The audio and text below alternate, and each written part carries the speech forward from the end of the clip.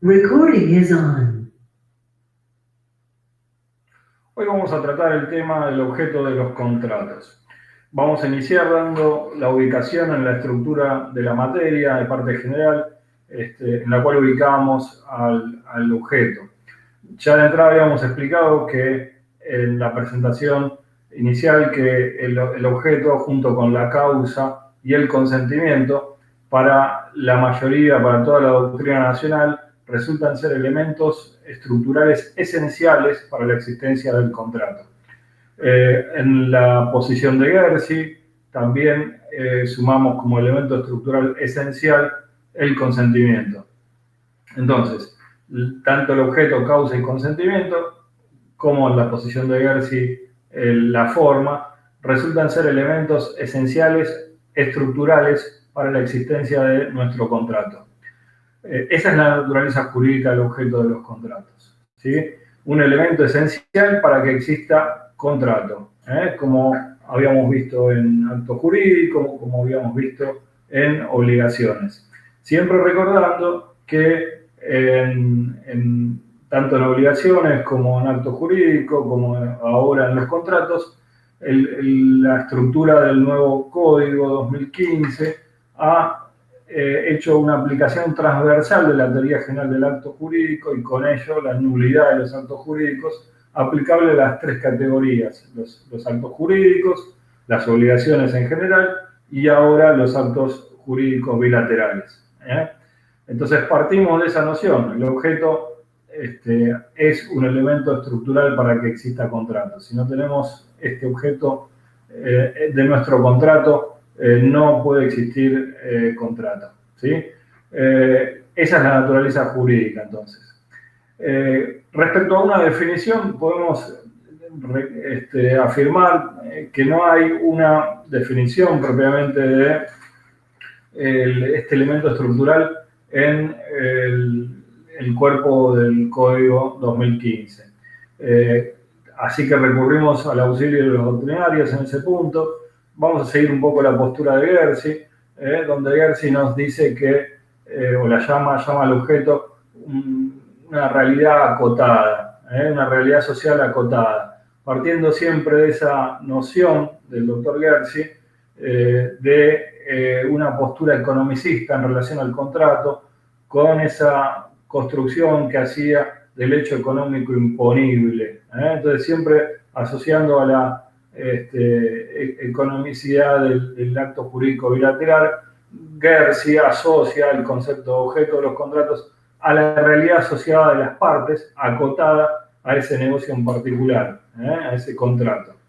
Y entonces le da una íntima relación con la causa fuente, con la causa fuente real, la finalidad, el hecho económico imponible al que se refería Gersi, asociando el objeto a la cuestión económica, la cuestión material que llevó a la parte a contratar.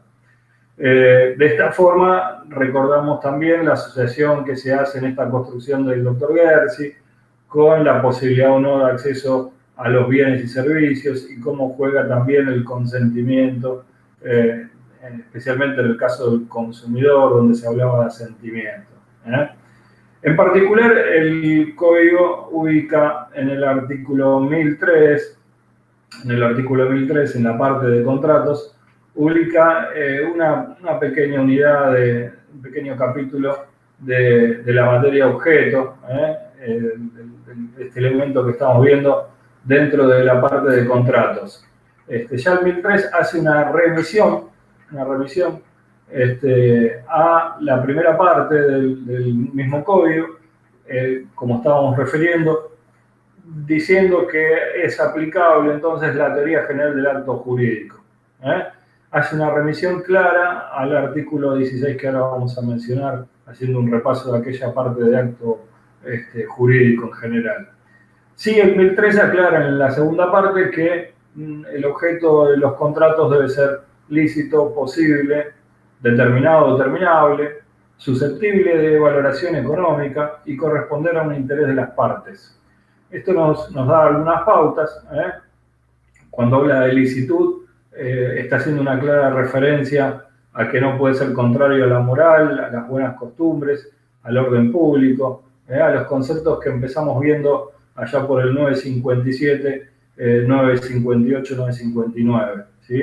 Donde le poníamos ya un límite a la autonomía de la voluntad. Acá se ratifica ese límite a la autonomía de la voluntad en el 1003 al hablar de que el objeto debe ser lícito. A esa licitud se refiere de estar dentro de los límites de la autonomía de la voluntad. Posible, esto nos da también cierta amplitud, porque bueno, el contenido de los negocios jurídicos puede ir alterándose con la evolución de la sociedad, la economía, los medios electrónicos y demás, con lo cual este elemento del objeto que hace referencia a la posibilidad de concretar ese objeto, nos lleva a dejar un poco el tipo abierto y que en el futuro pueda variar esa calificación de posible. Algo similar pasa con determinado o determinable, un término bastante abierto que puede quedar, tener nuevo contenido en el futuro.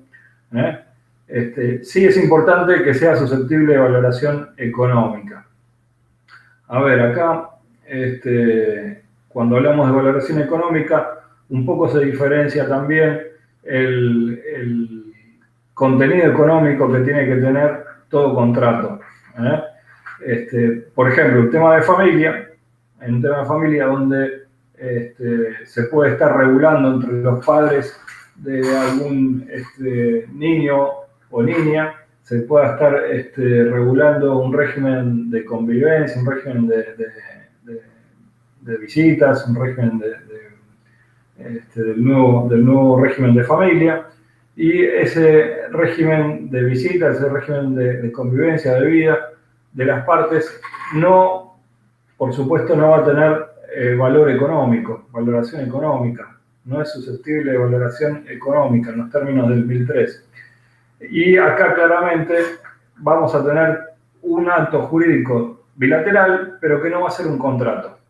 Va a ser un mero convenio, va a ser ese acto jurídico bilateral que estamos mencionando, pero no va a alcanzar la categoría de contrato. Sin perjuicio que a ese acto jurídico bilateral, ese acuerdo de partes, ese acuerdo entre los padres del niño o niña, se le puedan aplicar en forma supletoria la regla de los contratos, ¿sí? Y termina diciendo el 1003 que debe corresponder a un interés de las partes. Acá cabe recordar que en materia de interés de las partes, al ver nosotros la definición de los contratos, hemos hecho hincapié en que la definición del contrato involucra que, al hablar de partes, el concepto de parte involucra que ese interés debe ser contrapuesto. Ahí hemos hecho hincapié en aquel fallo de la Sala Civil, la Sala D, de la Cámara Civil de la Capital Federal, Torres con Cammar, que hemos proporcionado también en el tema de definición, donde se hace hincapié en que el concepto de parte quiere decir que las dos partes del contrato tienen intereses contrapuestos, van en sentido contrario.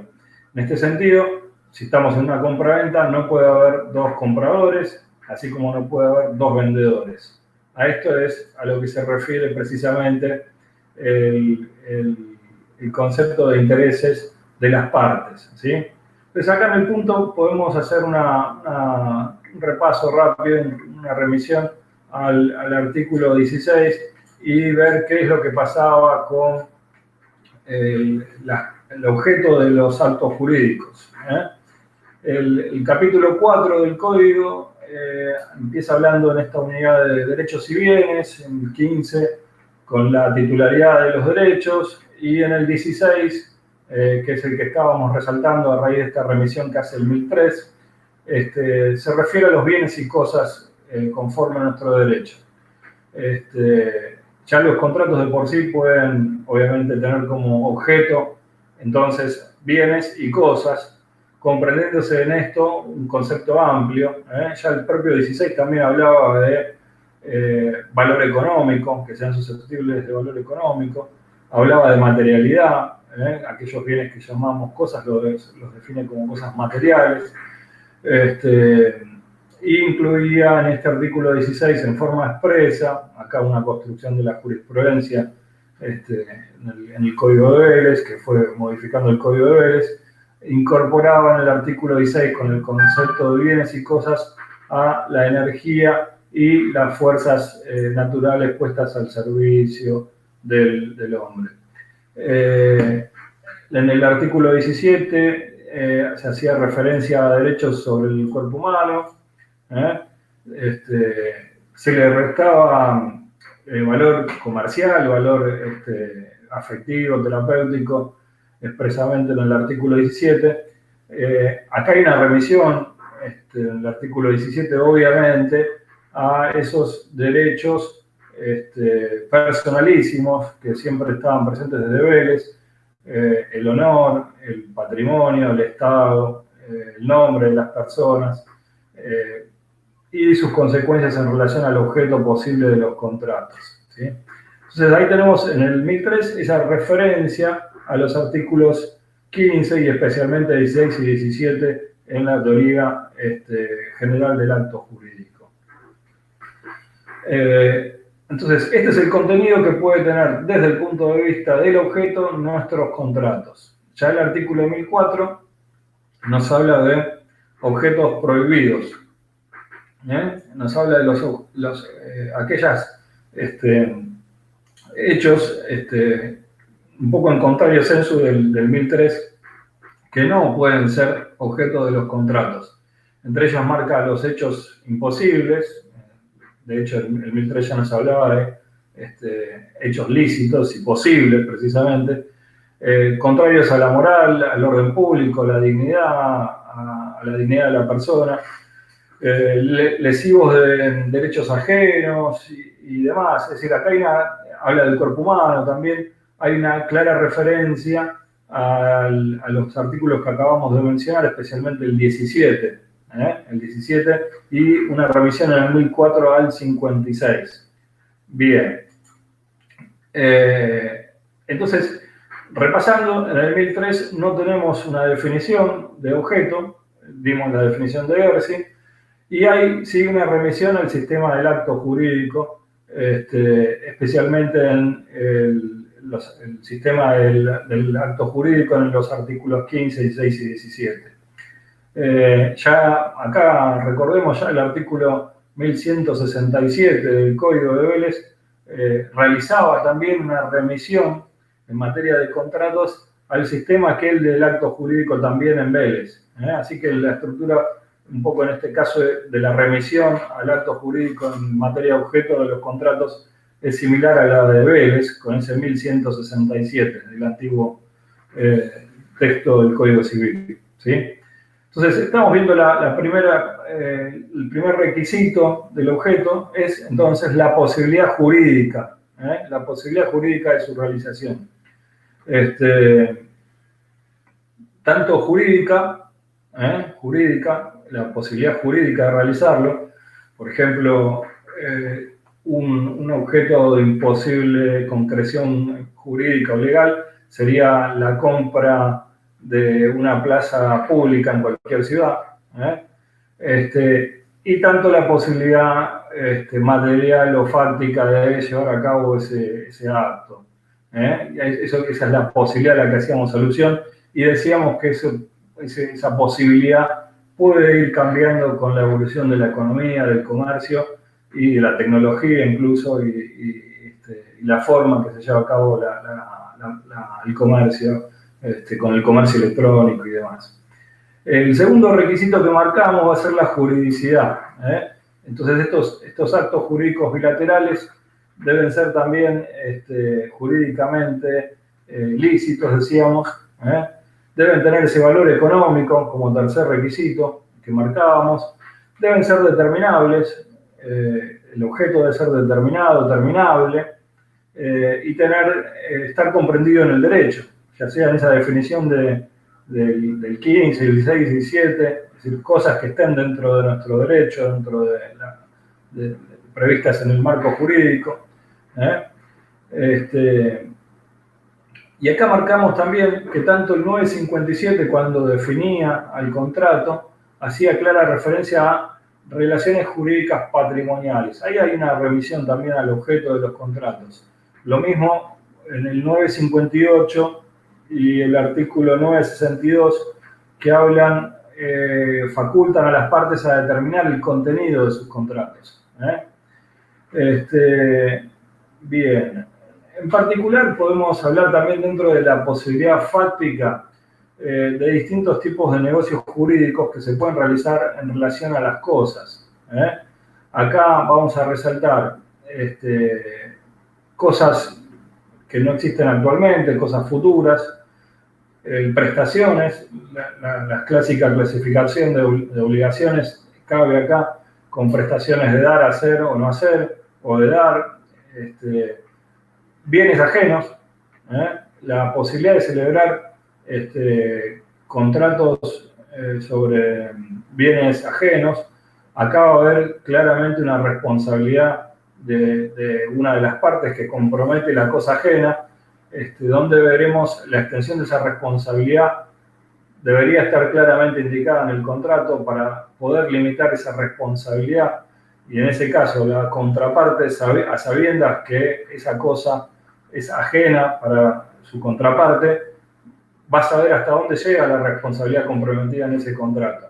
Acá creo que hay una clara referencia a la problemática que se daba habitualmente en jurisprudencia con los habituales conflictos en el marco de la Ley de Transferencia de Fondos de Comercio, 11.667, donde claramente la jurisprudencia ha tenido que ir construyendo e interpretando esa Ley de Transferencia de Fondos de Comercio, la cual ni siquiera tenía en su cuerpo una definición de fondo de comercio, con lo cual esta carencia en la Ley de Transferencia de Fondo de Comercio llevaba a que sean reiterados los conflictos que se llevaban a los tribunales, con lo cual había, antes de la sanción del 2015 del nuevo código, había mucha jurisprudencia en la materia, y acá el legislador va a seguir un poco la tesitura de presentar la situación como una incorporación de jurisprudencia reiterada en la materia al cuerpo del código del 2015. ¿Sí? Podemos marcar acá también el artículo 1009 con cosas que pueden ser objeto de los contratos, con los bienes litigiosos, gravados e incluso sujetos a medidas cautelares que pueden ser objeto de los contratos. Tenemos acá una novedad legislativa que va a ser también una incorporación un poco de la doctrina y la jurisprudencia, es el artículo 1010, el artículo 1010, que nos trae una regulación especial en materia de herencia futura. La cuestión de la herencia futura sigue siendo objeto prohibido de los contratos en general, a excepción de esta previsión que se hace respecto a la empresa familiar.